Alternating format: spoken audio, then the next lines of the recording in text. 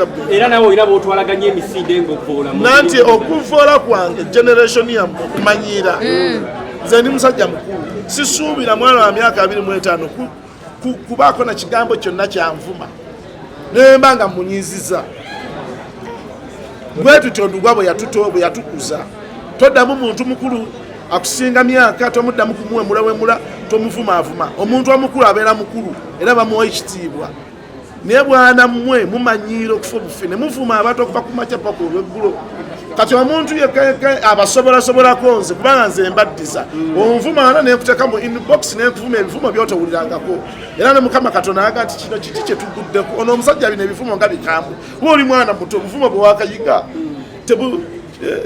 tebujjuza na kabaketi ekitegeeza mu promoting kino ekintu ky'okuvuma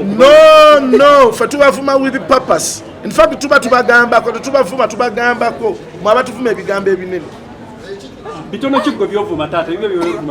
kati okugamba nti you are stupid actually you are stupid basina kyenfuna like full figure no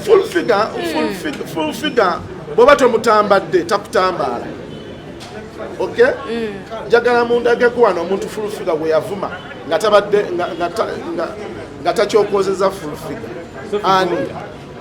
Sophie Gombe atamuvumangako kusasa balina ebintu ebyena NRM ebya ssente nolwekyo naye nga ne full figure naye kyagwa naffe tetukyagala yokubeera nga avuma abantu ng'abawemula okuva ku makya paka olweggulo n'abawemulawemula nagwamu ensa tetukyagala nnyo we don't like it sajja kuvaano ng'ambe nti twagala nnyo ebintu full figure byakola no waali esikusiza weziri music waali emizanyo yazanya wegiri music gwe yakola waali so we're just celebrating his life n'okututuusa eno gye yatutuusa yes yali Ugandan sex abamanyi emizanyo bakitegeera right up twalina wano yali awangekenya emizanyo ate n'atuyigiriza nnyo oluusi nga tuyigiriza ne hardware naye nga tuyamba nnyo n'abaamaani kati nze nali very lucky lwe yazanyanga emizanyo nga mpandiikiramu paati yange yali special nti Kato Lubwama agenda kukola bwati naye twayiga bingi twayiga okudirectinga twayiga okukasitinga ne mu bulamu twayiga okubeera abeetowaaze kirala twayiga mu Black Apollo kyetwasinga okuyigayo patience ffe bwe tuba twagala ekintu tetukivaako bwe yatuyigiriza okubeera patient bwe yagendanga naga nti ono mu Black Apollo tewaliwo myesente nyingi naye njagala muyige kubanga mu maaso mwe mugenda okutwala ekintu kino which happen netutuuka byonna bye tulina amayumba amalungi ge tulina emmotoka ennungi ze tulina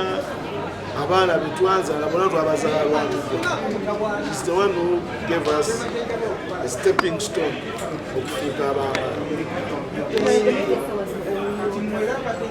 era bulungi ngenda nteererateera manyi buno obulwadde obwankutte oba bwankwata bwe bwattandikwa lwakuba ndugwalabika yali mu Amerika yatya okuwulira amangu ekikansa namutta olw'omulabye nga yali mu first stage toba Katonda naye tugamba okugezaako n'olwabyo fighting on cancer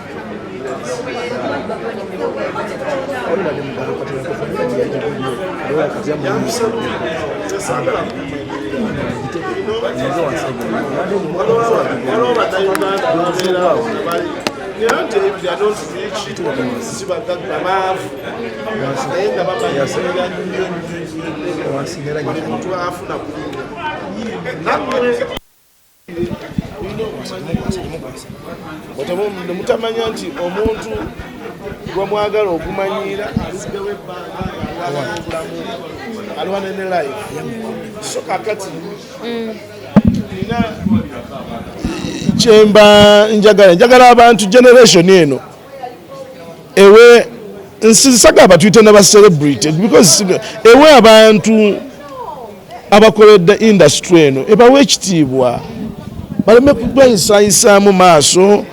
lwoba obaleeseeko kubakubako ka programu obaleeta nga bali bubi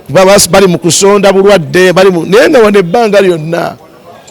kebeeno ssanyu yammwe nga teyinaako kantu konna kekola nga teyina kyekola kupromotinga ki artist mu bulamu nga temuyinaako bukwakkulizo so ekyo kyendowooza nze abantu kyebayinza okukola naye bino ebyabantu okubeera nga bamanyiira abantu ababonyebonye ne field eno osanga akavubuka katobe kati kali 21 years kayogera ebintu bya kisiru kavuma omuntu omukulu ulidde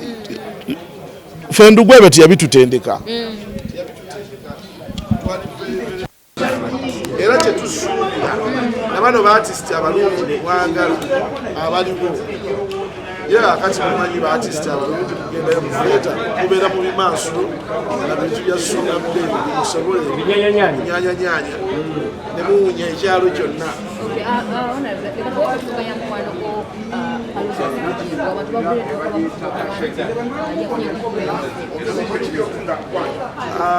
ensonga ya Bugembe sijja kugyogerako nnyo kubanga first of all university yakanyuma ddala ebbanga ddene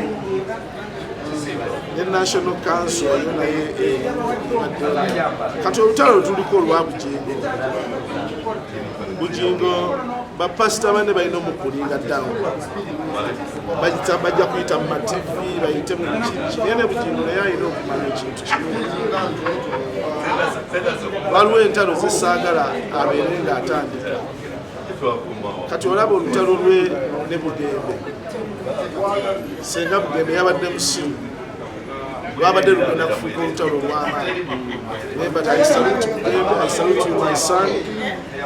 Bujingo is my brother. Twakula naye Kawempe ebwayise nga mutembeeyi ng'atembeeyi ebintu ku nguudo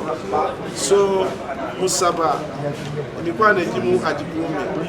aleme kugendagenda nnyo mu ntalontalo ezitayamba kuba tezimuyamba actually tezimuyamba ogenda okumaliriza nga tezimwonoonedde bwonoonezi bulamu obunefu but eyo ekya Bujingo okubeera abantu nabalabye abantu bacelebrate why are you celebrating nga n'okusoma kwakulema wakoma mu bittu why are you celebrating somebody abadde agezaako okufuna digrimakati kufera kuti eyo fitina eyo fitina ejja kubeerawo babuuze oli university eyamukola ki eyamwenlolinga bwe batyo ebakulanga bakubanze makerere yabeerawo n'endifendinga bwe batyo abantu katoli bwama teyasoma okuba tulabika we look stupid we look people who didn't go to school so kakadde babeerawo nga batumanyiira but actually we are very clever people, very intelligent okubasinga amagezi emirundi nga 15 baba bagezaako okulisaizinga bakiwandiika wanti totolisoma just silly and stupid and shallow minded okubeera nga obeera n'ekintu oyo asomye nga mukulu so what ate n'obukulu sibutegeera omuntu mulaifu yabeera n'ambisoni aba alina kyayagala ati Bujingo ayagala kulabikanga omuyizi baba ali mu ddaala eryo ng'anoonya kubeera muyigirize temumufrustratinga nakumwavuma nakumujja mukumala mu maanyi kumukola bisuule wabbali muyinkalejinga omuntu agenda asome because even every time you acquire knowledge a million people they are behind you to acquire the same knowledge. Kati oyo pastor buli lwansoma abantu abalala nabo baba bawangudwa.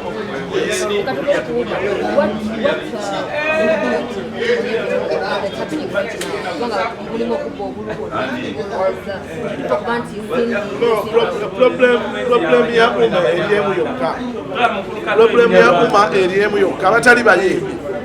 biyingira mu bintu by'abayimbi n'abayimbi abatono omanyi ebitone bisingana waliwo abayimbi naye nga tatasobola kwefuga waliwo abayimbi nga tebasobola kuba aba administrator okiraba